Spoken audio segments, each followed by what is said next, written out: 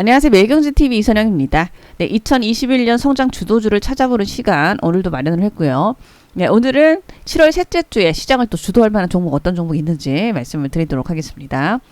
네, 중장기 2, 3년 동안 향후 이익이 크게 늘만한 기업이라면 주가도 이익이 늘어나는 만큼 크게 오르면서 시장을 주도하게 되는데요. 네, 그래서 차별적인 성장으로 인한 시장을 주도할 만한 종목 오늘 또 얘기를 드릴 건데 잘 참조해 보시기를 바라도록 하겠습니다. 네, 바로 종목 얘기 드리면 첫 번째 종목은 이제 포스코 케미칼을 보실 수 있을 것 같고요. 네, 동사는 이제 2차전지 소재 기업이라고 보실 수 있겠고, 특히나 이제 이 음극재 쪽만 생산을 하다가 포스코 ESM을 흡사합병해서 양극재 사업도 좀 진출하고 있다 보실 수 있을 것 같고요. 네, 그러면서 특히 이제 2차전지 시장이 크게 성장을 하는 데 따른 음극재와 양극재 부문에서의 대규모 증설을 진행을 하면서 앞으로 또 중장기 성장세에 대한 기대감이 높아지고 있는 종목으로 보실 수 있겠고요. 네, 그러면서 실적은 2분기에 기존 사업과 이제 신규 사업 모두 고성장이 전망이 되면서 2분기에는 내화물이나 라인 부문에서 전방산업 호황에 힘입은 높은 가동률이 유지가 되면서 마진도 좋은 마진이 예상이 되고 있고요. 그러면서 이제 차량용 반도체 쇼티지 우려로 인한 어떤 감산 우려가 있었던 에너지 소재 사업에서도 전년 대비 110% 증가한 매출로서 2천억 정도를 기록하면서 고성장이 기대가 되고 있다 보실 수 있을 것 같네요. 네, 그리고 이 일부 양극재 쪽은 이제 핵심 모델의 생산 차질은 없는 부분이 있고, 또 음극재는 일부 전기차의 물량 감소 부분을 IT와 ESS 수요가 상쇄를 하는 부분들이 나오고요. 그러면서 이제 전체적으로 2분기 매출이 4,800억 정도를 기록을 하면서 전년 대비 41% 증가한 실적으로서 기대가 되고 있고, 그리고 이제 영업이익 같은 경우는 380억 정도의 예상이 좀 되면서 전년 대비 820% 정도 증가 기대가 된다 보실 수 있을 것 같네요. 네, 그러면서 지금 하반기 실적에 있어서도 기대감은 높고요. 특히 하반기는 인조흑연 음극재 M&A라던가 내부 개발을 동시 추진을 한다라고 하고 있고요.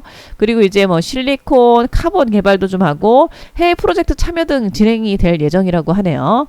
네, 그래서 이 전구체와 또 뭐 양극재, 또 천연 음극재라던가 또 실리콘, 카본 같은 쪽까지 기대가 되고 있고요. 네, 궁극적으로 현재 양극재, 천연 음극재 외에도 이런 전극재, 음극재, 또 실리콘 카본까지의 사업 영역의 확장으로서의 기대감이 하반기에 있다 보실 수 있을 것 같네요. 네, 그리고 이제 2차전지 소재 생산 능력 증설을 통해서 지금 2030년도까지 지속 증설이 진행이 될 것으로 기대가 되고 있고요. 네, 그러면서 생산 능력을 2020년 기준으로는 4만 톤 수준에서 네, 2023년도 기준은 이제 12만 4천 톤 정도로 예상이 되고요. 그리고 이제 2025년도 기준에서는 27만 톤 정도 수준. 그리고 이제 2030년도에는 최종 40만 톤까지의 확대를 할 계획이라고 하니까 지금 2020년도 4만 톤에 있던 증설 능력이 10년 뒤 40만 톤까지로 10배가량의 증가로서 기대된다 볼 수가 있을 것 같네요. 네, 그래서 지금 꾸준한 증설로 인한 중장기적인 실적 고성장에 대한 기대감 높아지고 있다고 보실 수 있을 것 같고요. 네, 그러면서 동사의 실적도 큰 폭의 성장으로서 중장기 기대가 되고 있다 보실 수 있을 것 같네요. 네, 포스코 케미칼의 실적은 지난해간 300억 정도로 순이익 기준에서 확정치 실적이 나왔었고요. 그리고 올해 실적은 예상되는 게 1,300억 정도로서 예상이 되고, 내년도는 이제 최대 실적 1,500억 가량, 내후년이 2,000억이 예상이 되면서 뭐 지난해 실적을 저점으로 한 실적이 큰 폭의 개선으로서 또 내년 내후년은 또 최대 실적 행진 예상이 된다 보실 수 있을 것 같네요. 네, 그래서 이 실적을 감안해서 중장기 목표를 잡아보면 2023년 중장기 순이익 예상치가 지금 2,000억 정도가 되고 있고요. 여기다가 곱하기 PER. 예, 동사는 이제 음극재나 양극재에서 지금 고성장세가 기대가 좀 되는 데 따른 이런 프리미엄도 굉장히 높다고 보실 수 있을 것 같고요. 최근에 업계에서 주는 걸 보니까 거의 뭐 75배, 뭐 80배도 좀 줘야 된다 이런 분위기가 나오고 있고, 75배 수준 적용을 하면 15조 원 정도, 80배는 뭐 16조까지 나오고 있다 볼 수 있을 것 같네요. 현재 시가총액이 13조가 조금 안 되는 수준에 있어서 약 한 2조 원에서 한 3조 원 이상도 오를 수 있는 그런 구간 볼 수 있을 것 같고요. 주가로는 15조 원이 23만 원 정도 그리고 이제 16조가 한 24만 원쯤이 되어서 현재 주가 수준이 16만 5천 원 거래니까 충분히 상승 여력이 높은 약 40에서 한 50% 정도의 상승 여력이 현 가격 구간에서도 좀 나온다라는 거 볼 수가 있을 것 같네요. 네, 최근에 올라왔지만 충분히 지금도 비싸지는 않다라고 보여지는 것 같고요. 그래서 최근 뭐 최고가 네, 18만 5천 원쯤이 연초에 좀 찍었었는데 요런 가격 부근 한 18만 원 이상은 한번 단기적으로도 갈만한 또 가격 구간 되지 않을까 싶네요. 최근에 또 기관들 수급도 좀 양호하게 들어오는 부분들이 있고요. 거기다가 2차전지 소재 기업들로 수급이 최근 돌고 있죠. 그래서 그런 것들 감안할 때도 충분히 단기 시세를 또 기대해봐도 좋지 않을까 싶네요. 네, 두 번째. 네, HDC 현대산업개발 또 볼 수 있을 것 같고요. 건설주들은 지금 하반기 실적에 대한 기대감이 굉장히 높아지고 있고 특히나 이런 정부의 주택공급 물량 확대 정책에 따라서 동사의 또 실적도 기대감 높아지고 있고 특히나 이제 많은 건설사들이 있지만 그 중에서도 지금 HDC 현대산업개발은 좀 덜 오르는 매력이 또 있다라고 볼 수 있을 것 같고요. 상당히 좀 저평가된 또 종목이라고 보여지기 때문에 이 종목을 또 오늘 말씀을 드립니다. 네, 2분기 실적은 시장 기대치에 부합한 실적으로서 예상되고 있고요.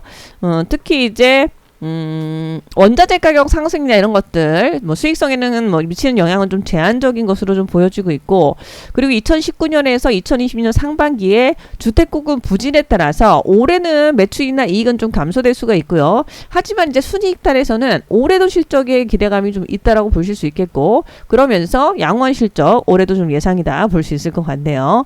네, 특히나 이제 동사의 실적의 핵심은 이제 자체주택 사업 쪽을 볼 수가 있는데 2019년도부터 자체주택 공급 물량이 좀 늘고 있고요. 그러면서 안정적인 실적 그리고 양호한 수익성이 유지가 된다라고 보실 수 있을 것 같네요.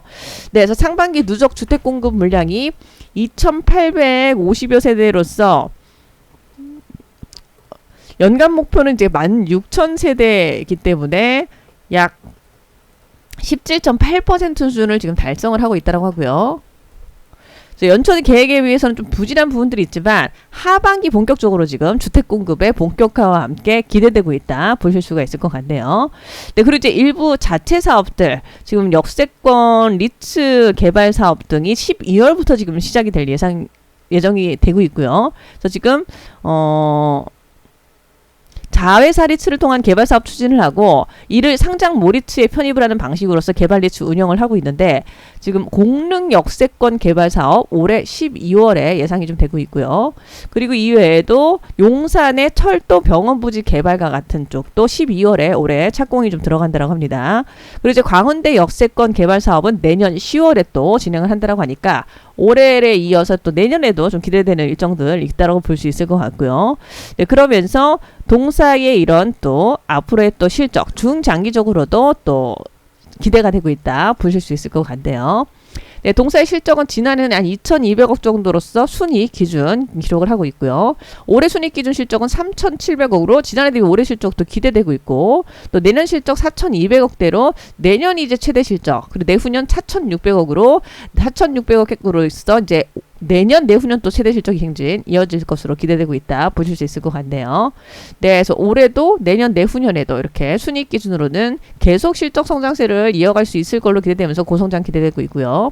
그래서 실적을 또 감안해서 중장기 목표 잡아보면 2023년도 예상 실적 지금 4,600억 정도 잡히고 있고요. 최대 실적 여기다가 이제 PER 네, 건설사들은 근데 프리미엄이 아닌 오히려 할인을 받는 할인을 받아서 6배에서 한 8배쯤 할인된 PER을 적용을 받고요. 그래서 6배 적용하면 2조 8천억 정도 되고 그리고 이제 8배 적용하면 3조 7천억쯤 나온다라고 보실 수 있을 것 같네요.